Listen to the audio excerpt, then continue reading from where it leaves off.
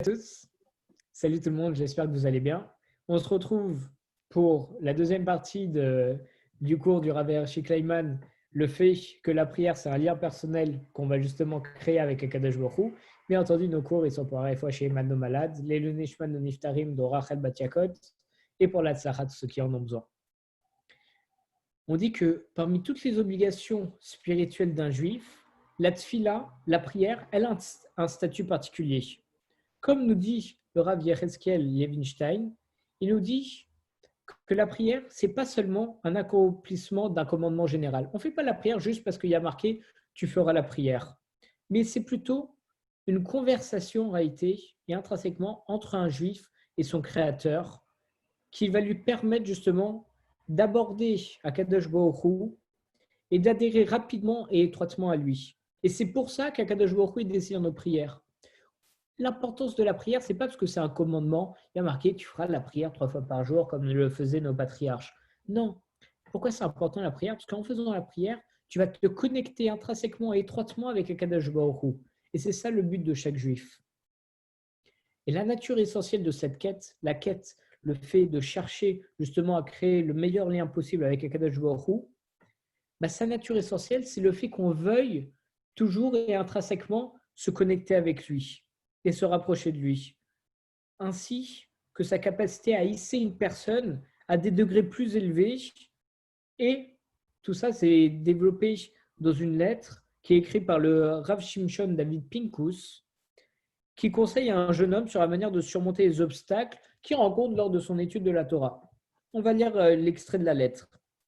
Il dit, le Rav dit, il me semble que vous êtes une personne qui a lutté ardemment pour essayer dans votre objectif pour s'élever dans la Torah et dans la crainte de Dieu.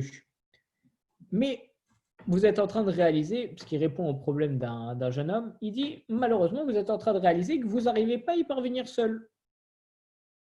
Donc j'aimerais vous recommander le nom et l'adresse de quelqu'un vers qui vous pouvez vous tourner pour recevoir de l'aide. Il s'appelle Hashem Yitbarach.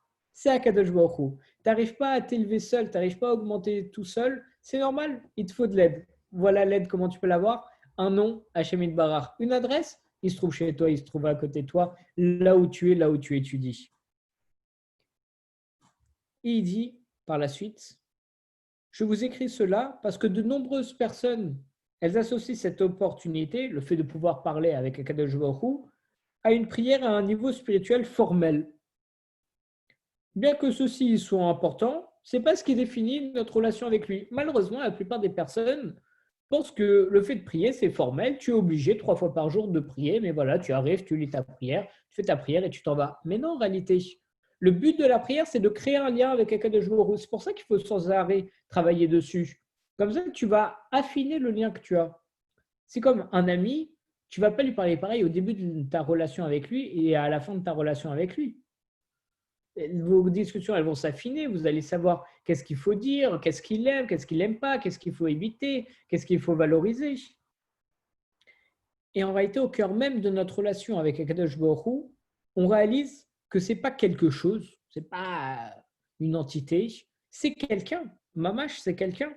Comme on voit dans Mirta Veliaou, le livre du Rav Dessler. C'est-à-dire qu'en fait, on prend totalement conscience de la simple réalité que Akadosh Baruch Hu, il est ici, il est réel et il est vrai. Même si on ne le voit pas, on ne le sent pas, ni quoi que ce soit, on ne peut pas le toucher, mais il est là, il est vrai et c'est quelqu'un.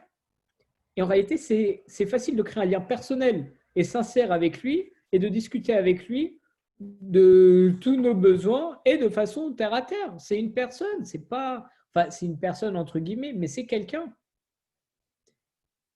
Et peu importe, on sait que peu importe si Akadosh Baruch Hu répond à nos prières ou non, s'il agit ou non, on sait que de toute façon, on est content, on ne peut pas être déçu, étant donné qu'on sait que c'est pour le bien et qu'il fait ça pour la meilleure des choses.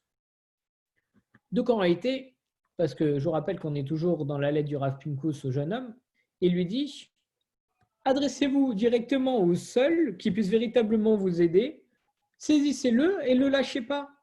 Il faut lui accorder aucun répit jusqu'à ce que vous ayez atteint tout ce que votre cœur désire.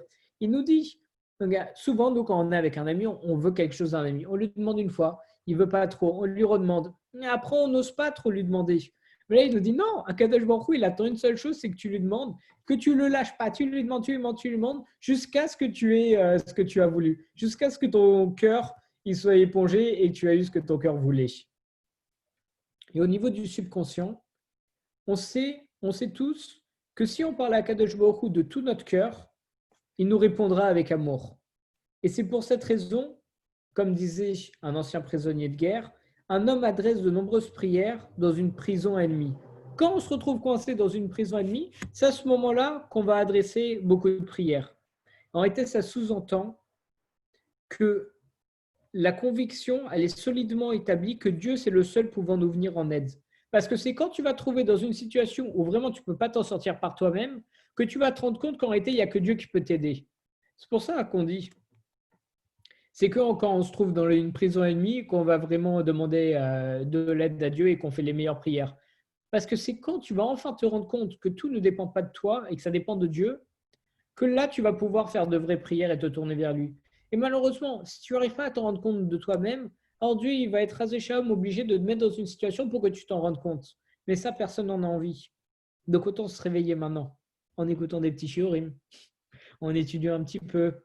Mais tout ça, c'est pas juste étudier, lire. Non, c'est de la réflexion personnelle. On doit intégrer, ça doit être intrinsèque à nous-mêmes. En réalité, on le sait, notre cœur, il le sait, mais il faut juste s'en rendre compte. Et c'est ce que justement nous dit le Rav Kleiman. Il nous dit, personne n'a besoin d'attendre justement des moments de désespoir pour devoir se retourner vers la Kadosh Baruch Hu.